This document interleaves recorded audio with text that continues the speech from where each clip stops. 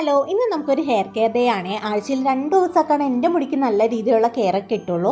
അപ്പോൾ ഒരു മടി പിടിച്ച ദിവസത്തെ ഹെയർ കെയർ ഡേ ആണ് കേട്ടോ ഇന്നാണെങ്കിൽ 2 ഫംഗ്ഷന് പോകാനുണ്ട്. ആ നേരത്താണ് ഇപ്പോൾ ഞാൻ ഇറങ്ങിയേക്കുന്നത്. അപ്പം ഞാൻ ചീപ്പും വെളിച്ചെണ്ണയൊക്കെ എടുത്തിട്ട് വന്നിട്ടുണ്ട്. അങ്ങനെ പ്രത്യേകിച്ച് ഒരു വെളിച്ചെണ്ണ ഉപയോഗിച്ചുകൊണ്ട് മാത്രമൊന്നും നമ്മുടെ മുടി ഒഴിച്ചിലൊന്നും മാറാനൊന്നും പോകുന്നില്ല കേട്ടോ. നമുക്ക് PCOD ഉണ്ടെങ്കിലോ അല്ലെങ്കിൽ നമുക്ക് വൈറ്റമിൻ ഡിയുടെ കുറവുണ്ടെങ്കിലൊക്കെ നമ്മുടെ മുടിയൊക്കെ കൊഴിയേ. അതുകൊണ്ട് വെളിച്ചെണ്ണയിൽ മാത്രം പ്രത്യേകിച്ച് കാര്യമൊന്നുമില്ല. നിങ്ങളുടെ ഉള്ള ഏത് വെളിച്ചെണ്ണ വേണമെങ്കിലും നിങ്ങൾക്ക് എടുക്കാം. കറക്റ്റായിട്ട് ഒക്കെ കുറവാണെങ്കിൽ സപ്ലിമെൻറ്റ്സ് എടുക്കുകയും പിന്നെ നന്നായിട്ട് വർക്കൗട്ട് ചെയ്യുകയും ഹെൽത്തി ആയിട്ട് ഫുഡ് കഴിക്കുകയും വെള്ളം കുടിക്കുകയൊക്കെ ചെയ്താൽ തന്നെ മുടി ഒഴിച്ചിലൊരു വിധം മാറി കിട്ടും കേട്ടോ. അപ്പോൾ ഞാൻ നന്നായിട്ട് ഓരോ സ്കാൽപ്പിൽ ഇങ്ങനെ നന്നായിട്ട് അപ്ലൈ ചെയ്ത് നന്നായിട്ട് മസാജ് ചെയ്ത് കൊടുക്കുന്നുണ്ട്.